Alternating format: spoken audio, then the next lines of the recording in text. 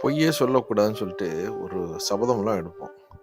ஆனா, இப்போ உள்ள காலகட்டங்கள்ல எவ்வளோ பேர் இருக்காங்க, பொய் சொல்லாதவங்களும் இருக்காங்க.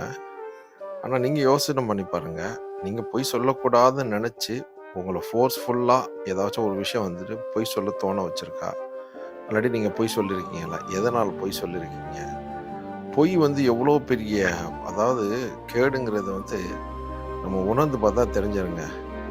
ஒரு விஷயத்த மறைக்க 10 விஷயம் அப்படியே மாறி, மாறி, மாறி, மாறி லாஸ்ட்ல பார்த்தீங்கன்னாக்கா, அது நம்ம பொய்யிலேயே வாழ்க்கை ஓட்டுற மாரி ஆயிடும்.